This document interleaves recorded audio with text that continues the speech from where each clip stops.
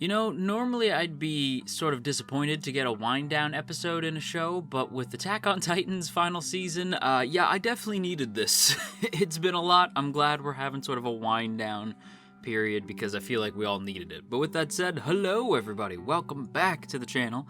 Welcome back to another one of our weekly Attack on Titan final season discussion videos. Today we're talking all about episode 9, Brave Volunteers. But before we get into that, quick reminder if you haven't done so yet to hit that subscribe button, ring that bell, set notifications to all, let all of AnyTube know that you're here. And without further ado, let's go ahead and jump into this. Oh man, this episode was a lot. I'm going to start pretty much by what you can likely see on screen. We're going to be starting by talking about Sasha, the grave, and basically the internet's reaction to last week's episode 8, where it was confirmed that Screw Gabby is still very much in full effect, and I'm sure that there's still going to be some people who find that annoying. I explained my reasoning why I think Gabby's an amazing character, but I'm still allowed to dislike her, and by dislike her, I mean screw that girl. That Gabby sucks, not as a character, but just, you know, I don't like Gabby. A buddy of mine, a close friend of mine, Sunwoo, pointed it out by saying, like, imagine if Sasha was, like, your friend, right? Like, or just in general, like, imagine if somebody like shot and killed someone you love, and then you later found out that the person you love did some heinous shit.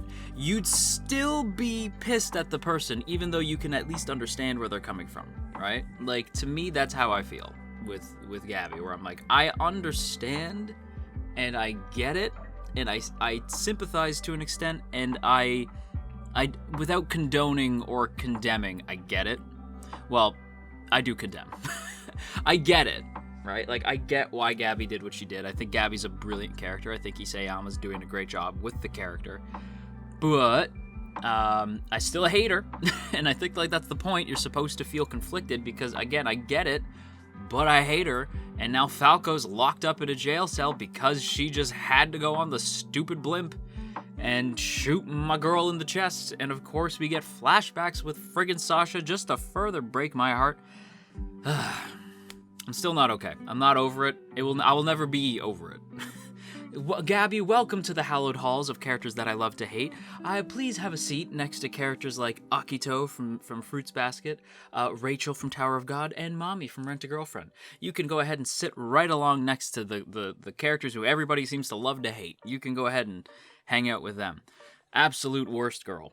But also brilliantly written, because again, I feel like I need to stress that every time I say worst girl, someone's like, actually, it's like, yes, I know, you're super wise and clever, I get it, yeah, the writing's amazing, I know, I've been saying that, but she's still worst girl, you're gonna have to deal with it. Especially seeing the things that we see with Sasha, like being at the grave, and well, I don't say new character, because he is introduced this week, but apparently he's been there pretty much from the end of the last season till now, but Nicolo being there, and basically like getting his ass kicked by some random like Paradise Island person. I believe it was like a member of the military police or something. I thought I saw like the unicorn emblem, but yeah, some member of the military police like kicking the shit out of Nicolo.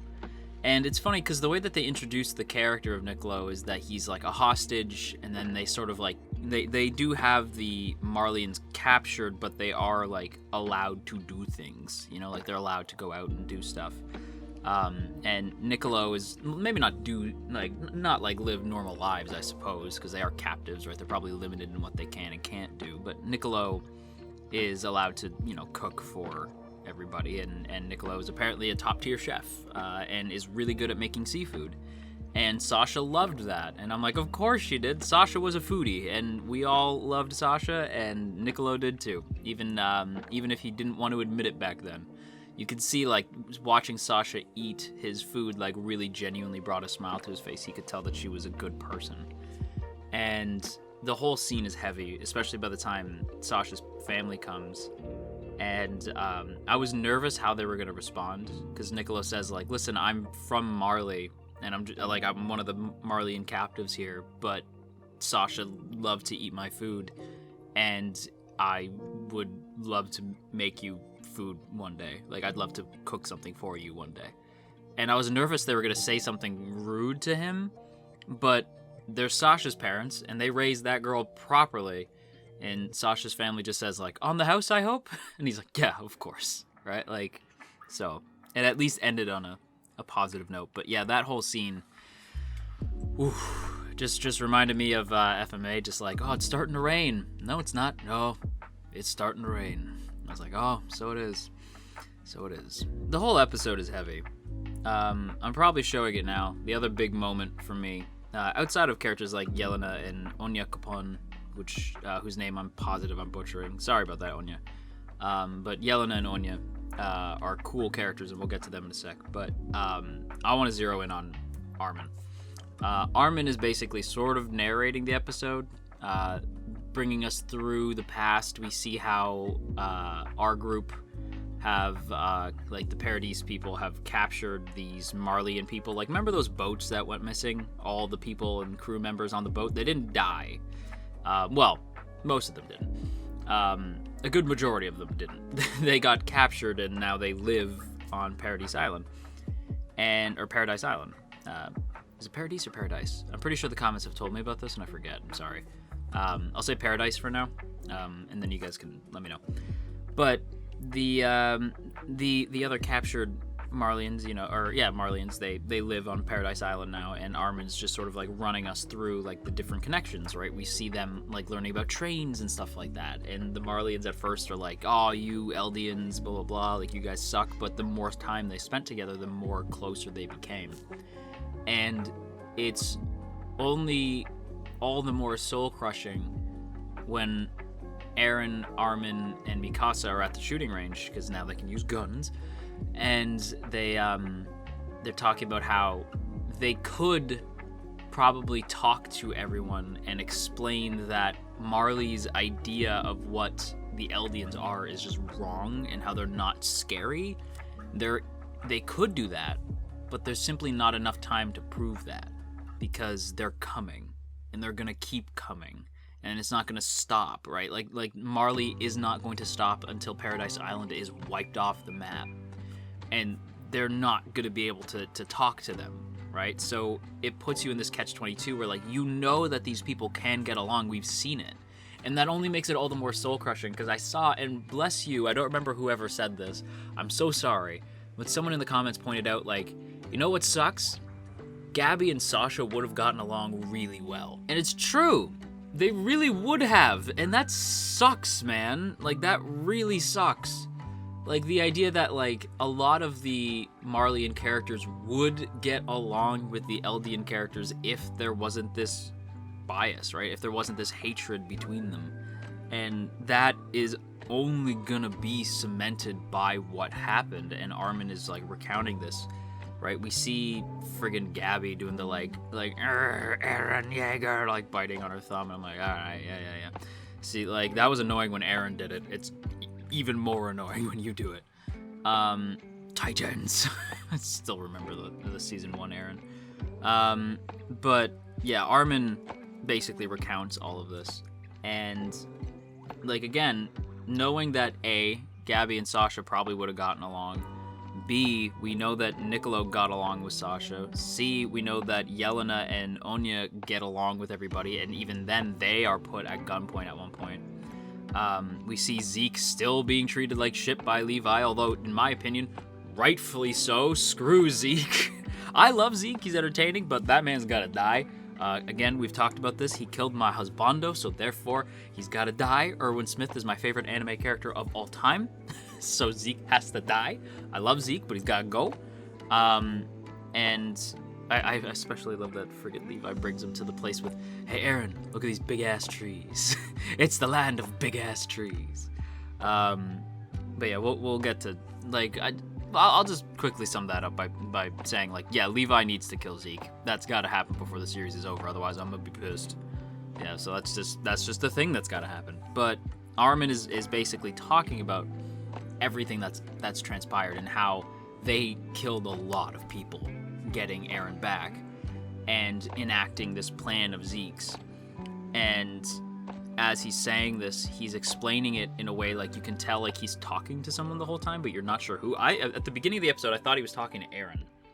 At the end, it's revealed that the whole time he was talking to Annie. And for some reason, that screwed me up because, how do I say this? I legitimately shipped and still kind of do ship Armin and Annie. I just, not even like necessarily romantically, I just always thought their dynamic was interesting. Because if you remember, like, Annie could have killed Armin, but didn't. And in the flashbacks we see this season, Annie was like stone cold. But for some reason, Armin, she took exception. Like, Armin was the one exception. And I always thought that that was interesting. And the fact that Armin calls her out at the end of season 1, makes her laugh, transforms into female Titan and all that stuff. Like, they have a connection to some degree, especially now that Armin is the Colossal Titan, therefore getting Bert's memories and probably seeing parts of Bert's memories with Annie. There is definitely a connection between the two. So him speaking with Annie at the end, for some reason, hit me in a way that I wasn't expecting. And I thought that whole scene was great, especially like, Annie, please just say something. And it's like, oh, so sad, because you could tell Armin's just like, did you feel what we felt? Like, he just wants to know, you know, like, did you feel what we felt doing this? Right? Like, we did the same thing you did. Annie, please just say something. And it's like, oh, it's so sad. It's just so damn sad. Hey there, friendly reminder that you're not actually an isekai protagonist and only have one chance to hit that sub button. Why don't you make it right now? Thank you. And yeah, to very quickly talk about like the whole Yelena and Onya thing. I love these two. This is another situation where we're introduced to characters and I'm immediately like, oh, they're kind of dope. Like, Yelena plays no games, right? Like, this girl's just like, nah. Her and Onya and a few others are part of the anti-Marleyan volunteers, recruited by Zeke, who they view as like basically God, who was there to sort of save them from Marley's tyrannical sort of rule. And Yelena basically explains that like they weren't like this wasn't a choice for them. They were just sort of like their homes were taken from them and they were thrown into being part of this army. Like, they'd never really had a choice. So the idea that they can fight back, they'll take any chance that they can get. Only for them to get betrayed later, by the way, by Pixis of all people. It's like, Pixis, my man's still in the... A, I'm shocked my man's still in the fight. B, why are you betraying Yelena and Onya? Onya Capone, who has an amazing name, who I'm positive I'm butchering. Onyan Capone. Onyan Capone, I think. First of all, Yelena is dope. Onya, more of, please. That man was suave as shit. The whole episode, every word from him, I'm like, I like this guy. I really like this guy. Like, when he talks about, when he talks about, someone says, like, your complexion is so much darker, which, like, in fairness, like, I don't remember ever seeing a black character in the show up till now. So it's like, that's an amazing, like, I'm sure, like, that's a really amazing point. I'm sure none of them would have seen anyone with Onya's complexion. So I like that he points out, like, God made a bunch of us, right? Like, God made a whole bunch of us. And they're like, huh? And then they explain, like, you know, God made, like, us and, like, Ymir and all that. Yeah. And Armin's, like, shocked by that. But the way that he says it, it's like, I can't help but, like, feel like he's happy to explain these things to them. It's like, it's almost as though he's having fun teaching them. And we see that from a lot of the Marleyans. Like, a lot of the Marleyans are, like, having fun teaching the people of Paradise Island, like, how things work in Marley and, like, how, like, their technological advancements and stuff like that. Like, you see, especially Hanji, like, freaking out over all these little things. And it's cool. It's cool and interesting to see how they're reacting to this world that was so much bigger than they could have imagined. And including Yelena and Onya in that, I think, was a very clever touch. And I'm glad that, like, we have these new characters who are, like, again, like, we do have a lot of new characters lately, mostly because a lot of our favorites are dead. But I do like the fact that we see this, like, new squad, like the anti-Marleyan squad, who are there specifically for Zeke. Because they're following Zeke's orders and they believe in Zeke. Meanwhile, Levi's like, I'm gonna kill Zeke at some point. I'm not even gonna lie to you guys. I just know, like, in an almost like like, Clegane Bowl-esque kind of way. You know what I mean? Where I'm just like, there's no way this ends without them fighting. And mind you, Clegane Bowl was stupid by the time we see it in Game of Thrones, but this has felt like such a long time coming. Like, Zeke versus Levi, round, what is it by now? Like, friggin' 4? Like, the next time they fight, it's probably going to be the last one. And yeah, I'm going to need... I'm going to feel bad for Yelena and Onya, because they're going to watch their man go down. But yeah, I have no